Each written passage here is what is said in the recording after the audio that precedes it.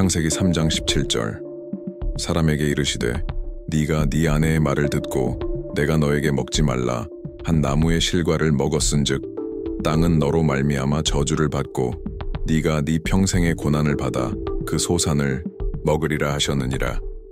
인생이 왜 끊임없는 싸움처럼 보이는지 궁금한 적이 있습니까? 성취의 원천이 되어야 할 일이 종종 부담이 되는 이유는 무엇입니까? 인간이 고통을 겪는 데는 더 깊은 이유가 있습니까? 오늘 우리는 성경에서 가장 수수께끼 같은 구절 중 하나인 창세기 3장 17절을 탐구해 보겠습니다. 이 구절은 우리가 일상생활에서 직면하는 많은 어려움의 근원을 드러냅니다. 하나님은 원죄 이후 아담에게 말씀하시고 오늘날까지 울려 퍼지는 현실을 선언하십니다. 땅은 너 때문에 저주를 받을지어다. 너는 평생 고통을 겪으면서도 그 여자의 양식을 받게 될 것이다. 그런데 이 구절은 실제로 무엇을 의미하는가? 그것은 단지 형벌이었는가? 아니면 이 말 속에는 더 깊은 무언가가 숨겨져 있었는가? 인간의 노력이 땀과 피로로 얼룩지지 않는 세상을 잠시 상상해 보십시오. 일이 부담이 아닌 지속적인 기쁨, 창조와의 조화로운 협력이 있었던 곳. 이것이 인류를 향한 하나님의 원래 계획이었습니다. 그러나 세상과 창조주와의 관계를 영원히 바꾸는 일이 일어났습니다. 아담과 이브의 타락 이야기는 단순한 고대 이야기가 아닙니다. 그것은 인류의 이야기입니다. 우리 모두는 어떤 면에서 이 선택의 무게를 느낍니다. 원죄는 인간과 하나님 사이의 교제를 깨뜨렸을 뿐만 아니라 우리 주변의 본성을 변화시켰습니다. 이전에는 인간의 노동에 풍부하게 반응했던 땅이 저항하기 시작했고 노력과 헌신, 희생을 요구했습니다. 하지만 그게 이야기의 끝일까요? 성경 전체를 보면 하나님은 넘어지는 자를 결코 버리지 않으신다는 것을 알 수 있습니다. 창세기 3장 17절이 저주를 계시한다면 그것은 또한 구속의 필요성을 지적합니다. 새로운 아담이신 예수님은 고통을 성화의 길로 바꾸기 위해 세상에 오셨습니다. 그분은 십자가 나무를 통해 인류를 구속하시고 죄의 저주를 스스로 담당하셨습니다. 하지만 이것이 오늘날 우리의 삶에 어떻게 적용됩니까? 고통과 노력은 여전히 죄의 결과일 뿐입니까? 아니면 은혜의 도구가 될 수 있습니까? 그 고통과 노력 뒤에는 더 큰 목적이 있는 걸까요? 이것은 우리가 이 구절의 참된 의미를 이해하고 더 중요하게는 우리 자신의 영적 행보를 이해하고 싶다면 대답해야 할 질문입니다. 나와 함께 있어주세요. 앞으로 몇 분 안에 우리는 이 구절의 신비를 함께 풀고 하나님의 말씀이 어떻게 어려움조차도 축복으로 바꿀 수 있는지 발견할 것이기 때문입니다. 하나님의 말씀은 결코 비어있지 않습니다. 창세기 3장 17절에서 우리가 원죄의 결과를 발견한다면 우리는 또한 반성, 회심, 희망에 대한 부르심을 발견합니다. 고난은 하나님에 의해 창조된 것이 아니라 인류가 자신의 선택의 무게를 이해하고 하나님 안에서 참된 구원을 구할 수 있도록 허용된 것입니다. 그러나 여기에 큰 질문이 있습니다. 일과 어려움의 무게를 어떻게 우리를 하나님께 더 가까이 데려가는 것으로 바꿀 수 있습니까? 고통과 일상의 노력에서 의미를 찾는 방법은 무엇입니까? 그 응답은 기도에 있습니다. 기도는 우리를 강화하고 주님께 더 가까이 다가가게 하며 어려움 너머를 볼 수 있는 명확성을 제공합니다. 하나님은 우리에게 고난 없는 삶을 약속하지는 않으셨지만 우리가 결코 혼자가 아닐 것이라고 확신시켜 주셨습니다. 그래서 여러분의 기도 제목을 댓글로 남겨주시길 바랍니다. 당신이 직면한 전투는 무엇입니까? 당신의 삶의 어떤 부분에 하나님의 은혜가 필요합니까? 댓글로 적어주세요. 우리가 함께 중보할 것이기 때문입니다. 기도의 힘은 헤아릴 수 없습니다. 우리가 믿음으로 연합할 때 하나님께서는 기적을 행하십니다. 그리고 이 메시지가 마음에 와 닿았다면 이 영상의 좋아요를 눌러주시는 것도 잊지 마세요. 이를 통해 더 많은 사람들에게 하느님의 말씀을 전하고 더 많은 형제 자매들이 성경에서 위로와 지침을 찾을 수 있습니다. 물론 아직 구독하지 않았다면 구독 버튼을 클릭하고 알림을 켜세요. 이렇게 하면 신앙을 키우고 영적 여정을 강화하는 콘텐츠를 계속해서 받을 수 있습니다. 이제 이 주제에 대해 더 자세히 살펴보겠습니다. 창세기 3장 17절과 신약성서 사이에는 고통과 일을 보는 방식을 완전히 바꿀 수 있는 놀라운 유사점이 있습니다. 이 연관성을 함께 탐구하고 그리스도의 십자가가 어떻게 저주를 축복으로 바꾸는지 알아봅시다. 1. 형벌인가 아니면 성화의 길인가? 창조가 시작된 이래로 인간을 위한 하나님의 계획에는 일이 포함되어 있었습니다. 아담은 타락하기 전부터 이미 에덴 동산을 가꾸고 지키라는 사명을 받았고, 이 사명은 그에게 존엄성과 신성한 사역에 참여하는 소명을 부여해 주었습니다. 그러나 원조의 이후에는 뭔가가 급격하게 달라졌습니다. 성취감과 조화를 제공하는 선물에서 일은 고통스럽고 지치고 땀과 피로로 얼룩졌습니다. 그 순간 인간 노동의 경험을 변화시키기 위해 어떤 일이 일어났습니까? 창세기 3장 17절은 이 전환을 명확하고 영향력 있는 방식으로 보여줍니다. 땅은 너로 말미암아 저주를 받고 너는 내 평생의 수고를 받고 그것으로 식물을 삼을지니라. 하나님은 죄의 결과를 선포하실 뿐만 아니라 인류를 위한 새로운 영적, 물질적 현실을 드러내십니다. 이전에 인간과 협력했던 지구는 이제 저항합니다. 한때 즐거웠던 노력은 이제 투쟁이 됩니다. 그러나 이것은 단지 하나님이 부과한 형벌이었습니까? 아니면 이 하나님의 법령에 더 깊은 것이 숨겨져 있었습니까? 성경의 전체 내러티브를 살펴보면 하나님은 단지 징벌하기 위해 행동하시는 것이 아니라 바로잡으시고 가르치시고 구원하시기 위해 행동하신다는 것이 분명합니다. 타락 이후로 일은 정화와 성화의 수단이 됩니다. 신성한 역사를 통틀어 우리가 하나님의 위대한 사람들이 사명을 완수하기 전에 강렬한 일과 시련의 시기를 겪는 것을 보는 것은 우연이 아닙니다. 애굽의 요셉은 노예로 팔려 총독이 되기 전에 여러 해 동안 봉사했습니다. 모세는 이스라엘 백성을 인도하기 전에 광야에서 목자로 수십 년을 보냈습니다. 다윗은 왕이 되기 전에 목동과 전사로 열심히 일했습니다. 그들 모두는 역경에 맞서 노력, 인내를 통해 만들어졌습니다. 그러면 이것이 오늘날 우리에게 무엇을 의미합니까? 많은 사람들이 이를 생존을 위해 꼭 필요한 짐으로 여기는 세상에서 성경의 비전은 우리에게 그 너머를 바라보도록 도전합니다. 원죄로 인해 일이 어려워졌다면 하느님의 은혜는 우리가 이러한 노력을 성장과 성화의 길로 바꿀 수 있게 해줍니다. 가장 큰 질문은 일상 업무를 어떻게 보는가입니다. 우리는 직업, 집안일, 공부 또는 우리가 가진 다른 책임에 대한 어려움을 어떻게 처리합니까? 우리는 이것을 그저 피곤한 의무로 여길까요? 아니면 더 큰 목적을 볼 수 있을까요? 바오로 사도는 이 질문에 대답하는 데 필수적인 열쇠를 줍니다. 무슨 일을 하든지 마음을 다해 주께 하듯하고 사람에게 하듯하지 마십시오. 골로사에서 3:23. 이 구절은 일에 대한 관점을 완전히 바꾸어 놓습니다. 의무감이나 인간의 기대를 충족시키기 위해서만 업무를 수행한다면 그 노력은 공허하고 지치게 됩니다. 그러나 우리가 모든 활동, 심지어 가장 단순한 활동까지도 하나님께 내어드릴 때 그것은 사랑의 행위가 되며 매일매일 신앙을 실천하는 구체적인 방식이 됩니다. 이 비전은 우리로 하여금 다음과 같은 생각을 하도록 이끈다. 우리의 일을 어떻게 하나님께 바칠 수 있는가? 답은 의도뿐만 아니라 이를 수행하는 방식에도 있습니다.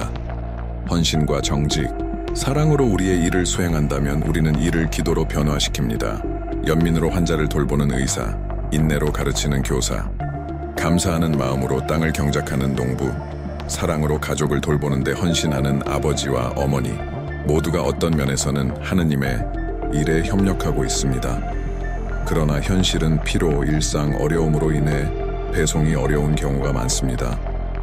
일에 수반되는 땀과 고통은 좌절감과 낙담을 낳을 수 있습니다. 이때 믿음이 필수가 됩니다. 예수님은 우리에게 이렇게 가르치십니다. 세상에서는 너희가 환난을 당하나 담대하라. 내가 세상을 이기었노라. 요한복음 16:33. 이 가르침은 어려움 속에서도 우리는 혼자가 아니라는 점을 상기시켜 줍니다. 하나님은 우리에게 모든 어려움에 맞설 수 있는 힘을 주시고 이를 그분의 구원 계획에 참여하는 것으로 보도록 초대하십니다. 그리고 여기에 중요한 점이 있습니다. 일은 단지 물질적인 생계 수단이 아니라 영적 성장의 기회라는 것입니다. 어려움에 직면할 때 우리는 인내, 겸손, 하나님에 대한 신뢰와 같은 미덕을 키울 기회를 얻습니다. 어려움을 극복할 때마다 우리는 더 강해지고 주님께 더 가까워집니다. 이는 불의를 받아들이거나 학대적인 상황에 머물러야 한다는 의미가 아니라 어려움에 직면하더라도 우리가 하는 일에서 의미와 목적을 찾을 수 있다는 의미입니다. 남아있는 가장 큰 질문은 당신의 작품을 어떻게 보셨나요? 당신은 당신의 활동을 하나님께 드리려고 노력했습니까? 아니면 일상생활의 무게로 인해 당신의 정신과 마음이 그분의 면전에서 멀어졌다고 느끼십니까?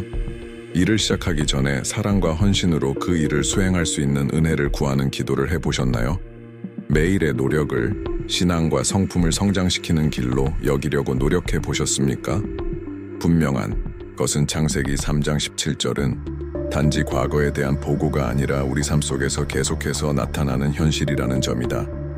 이 작업은 계속해서 도전적이지만 여전히 기회이기도 합니다. 그것을 단지 짐으로 볼 것인지 아니면 성화의 수단으로 볼 것인지의 선택은 우리 손에 달려 있습니다. 그리고 이 이야기에는 더 깊은 내용이 있습니다. 아담이 노동의 땀과 고통을 세상에 가져왔다면 이 현실을 변화시키기 위해 오신 분이 계십니다. 창세기의 이 구절과 그리스도의 구속, 사명 사이에는 놀라운 연관성이 있으며 이 연관성은 우리가 고통과 매일의 투쟁을 보는 방식을 완전히 바꿀 수 있습니다. 에덴에서 잃어버린 것을 회복하기 위해 예수께서는 무엇을 하셨나요? 그분은 우리에게 짐을 다르게 짊어지도록 어떻게 권유하십니까? 이러한 질문에 대한 답은 신약 성경에 있으며 우리가 지금 탐구할 내용도 바로 그것입니다. 그리스도, 고통을 구원하는 새 아담 창세기 3장 17절에서 우리가 죄의 결과로 수고와 고통의 저주를 본다면 우리가 이 현실에 대한 하나님의 답을 찾는 곳은 바로 신약 성서입니다. 저주받은 땅의 무게, 매일의 노력으로 흘린 땀, 삶의 어려움에 맞서 끊임없이 투쟁하는 것, 이 모든 것이 우리가 그리스도를 바라볼 때 변화됩니다. 예수님은 단순히 세상의 고통을 완화하기 위해 오신 것이 아니라 그 고통에 새로운 의미를 부여하기 위해 오셨습니다. 첫 아담이 우리를 에덴에서 유배시켰다면 새 아담이신 그리스도께서는 하느님과의 친교로 다시 걸어가도록 우리를 초대하십니다. 이를 위해 그분께서는 인간의 조건을 취하시어 피로와 수고, 그리고 무엇보다도 십자가의 속죄적 고통을 겪으셨습니다. 예수께서는 지상 생애 내내 일하셨습니다. 그분은 공생활을 시작하시기 전에 목수이셨고 성 요셉에게서 나무를 만드는 기술을 배우시며 원재료를 유용하고 아름다운 것으로 바꾸는 방법을 배우셨습니다. 그분의 삶의 이 단계에 대한 자세한 보고는 없지만 우리는 그분의 손이 수고로 굳어졌고 그분의 몸이 육체적 노동의 무게를 경험하고 있다는 것을 상상할 수 있습니다. 하나님께서 인간을 만드셨을 때 위로의 존재를 선택하지 않으셨습니다. 오히려 생계를 위해 땀 흘리는 이들의 현실을 파헤쳐 일이 성화의 수단이 될 수 있음을 보여주었다. 그러나 주님께서 이 현실을 최고조에 이르게 하시고 역사상 가장 큰 고통을 가장 위대한 사랑의 행위로 바꾸신 것은 바로 십자가 위에서였습니다. 십자가를 바라볼 때 우리는 단지 고문의 도구가 아니라 고통이 끝이 아니라 더 큰 것에 이르는 길이라는 가장 큰 증거를 봅니다. 예수님은 인간의 죄의 결과를 짊어지셨고 육체적인 고통뿐만 아니라 불의, 배반, 버림의 무게도 경험하셨습니다. 그분은 십자가에서 도망치지 않으시고 그것을 끌어안으셨습니다. 그리고 결론은 다음과 같습니다. 그분은 우리도 그렇게 하도록 초대하십니다. 고통 그 자체를 추구한다는 의미가 아니라 우리의 고통을 그분의 고통과 결합시켜 모든 어려움을 사랑의 제물로 삼겠다는 의미입니다. 예수께서 나는 마음이 온유하고 겸손하니 나의 멍에를 메고 나에게 배우라 그리하면 너희 마음이 쉼을 얻으리라 마태복음 11:29고 말씀하실 때 그분은 짐을 그분과 함께 지는 것과 혼자 지는 것이 다르다는 것을 보여주셨습니다. 이것은 우리가 어려움을 보는 방식을 완전히 바꿉니다. 일이 견딜 수 없을 것 같은 순간이 있다면, 일상이 너무 부담스러워 보인다면, 도전이 우리가 감당할 수 있는 것보다 더 커 보인다면 그것은 우리가 모든 것을 혼자서 짊어지려고 하기 때문입니다. 그러나 우리가 모든 노력을 그리스도께 바칠 때 그분은 우리에게 그 무게를 감당하고 구속하는 것으로 변화시키는 은혜를 주십니다. 성도들은 이 비밀을 이해했으며 어떻게 사랑으로 십자가를 질 수 있는지에 대한 강력한 간증을 우리에게 남겼습니다. 캘커타의 성녀 데레사는 자신이 섬기는 가난한 사람들 한 사람 한 사람에게서 그리스도를 보았고 힘든 이를 살아있는 기도로 변화시켰습니다. 성 요한 바오로 2세께서는 노령과 질병의 고통 속에서도 당신의 사명을 계속하시며 고통조차도 구원의 도구가 될 수 있음을 보여주셨습니다. 하지만 어떻게 이 현실을 우리 삶에 가져올 수 있을까요? 첫 번째 태도는 사고방식을 바꾸는 것입니다. 모든 노력을 짐으로 여기면 견딜 수 없게 됩니다. 그러나 우리가 그것을 하나님께 드린다면 우리는 새로운 관점을 얻게 됩니다. 사랑으로 일할 수 있는 은혜를 구하며 하루를 시작해 보셨나요? 피곤한 가운데 주님, 제가 이것을 당신께 바칩니다 라고 말하면서 짧은 기도를 드려본 적이 있습니까? 작은 항복 행위가 일상을 신성한 것으로 변화시킵니다. 여기에 도전 과제가 있습니다. 댓글에 주님, 당신께 항복합니다 라고 쓰십시오. 당신의 일과 어려움과 고통을 하나님께 대한 사랑의 제물로 바꾸겠다는 다짐입니다. 또 다른 필수적인 태도는 성찬례와 기도에서 힘을 구하는 것입니다. 그리스도께서는 우리에게 모범을 보여주셨을 뿐만 아니라 우리를 지탱하기 위해 당신 자신의 임재를 남겨주셨습니다. 거룩한 미사는 우리의 십자가를 제대 위에 올려놓고 우리의 행위를 그리스도의 희생과 일치시키는 곳입니다. 매일의 기도는 비록 짧더라도 우리를 이 은총에 연결시켜주며 우리가 혼자가 아님을 상기시켜줍니다. 그리고 더 깊은 것이 있습니다. 그리스도께서 십자가를 변화시키셨다면 어떤 고난도 헛되지 않다는 뜻입니다. 아무리 작은 노력이라도 하나님 보시기에는 눈에 띄지 않을 수 없습니다.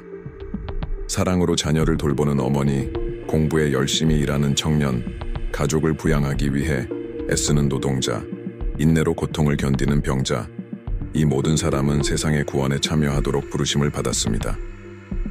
하나님은 모든 희생, 모든 땀 흘림, 마음의 침묵 속에서 싸우는 모든 전투를 보고 계십니다. 그리고 그분은 이 중 어느 것도 잃지 않을 것이라고 약속하셨습니다.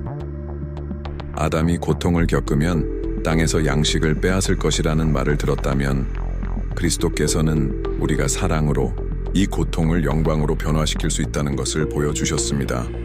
이것이 바로 십자가의 신비입니다. 그것은 어려움을 피하는 것이 아니라 어려움이 우리를 하나님께 더 가까이 데려가도록 허용하는 것입니다. 그리고 이것은 우리가 날마다 기억해야 할 진리입니다. 짐이 너무 무거워 보일 때 그리스도를 바라보고 내게 배우라, 그리하면 너희가 쉼을 얻으리라고 말씀하시는 그분의 음성을 들으십시오. 이 약속은 우리 각자에게 여전히 유효하며 유효합니다. 이제 여러분의 의견을 듣고 싶습니다. 인생의 어느 시점에서 하나님께서 고통을 더 큰 것으로 변화시키신 것을 느꼈습니까? 댓글을 작성하고 간증을 나눠보세요. 여러분의 이야기가 지금 이 메시지가 필요한 사람의 믿음을 강화할 수 있는지 누가 알겠습니까? 당신이 여기까지 왔다면 그것은 어떤 면에서는 하나님께서 이 메시지를 통해 당신의 마음을 감동시키셨기 때문입니다. 그리고 우리는 정말로 알고 싶습니다. 이 단어가 당신의 삶에 어떤 영향을 미쳤습니까? 댓글로 문구를 공유해 주세요. 이 영상에서 하나님의 음성을 느꼈어요. 그리고 이 반성이 어떻게 당신에게 빛, 방향, 편안함을 가져왔는지 이야기해 보세요. 여러분의 간증은 바로 누군가가 신앙을 새롭게 하고 희망을 찾기 위해 읽어야 할 바로 그것일 수도 있습니다. 성령의 영감을 받은 말씀의 힘을 결코 과소평가하지 마십시오. 이 메시지가 생활에 도움이 되셨다면 꼭 채널 구독과 알림 설정을 눌러주세요. 이런 식으로 당신은 당신의 영적 여정을 강화할 깊고 변혁적인 콘텐츠를 계속해서 받을 수 있습니다. 또한 좋아요를 남겨주시면 지지를 보여줄 뿐만 아니라 이 메시지가 하나님의 음성을 들어야 하는 더 많은 마음에 닿을 수 있도록 돕습니다. 작은 행동이 왕국에 큰 변화를 가져올 수 있습니다. 그리고 떠나기 전 여기 최종 화면에서 다음 영상을 선택해주세요. 하나님은 여전히 당신에게 계시하실 것이 많으며 각각의 새로운 가르침은 당신의 영적 삶을 변화시키는 열쇠가 될 수 있습니다. 믿음이 더욱 성장할 수 있는 기회를 놓치지 마세요. 주님께서 당신과 당신의 가족에게 풍성한 축복을 내리시기를 바랍니다. 다음 영상에서 만나요.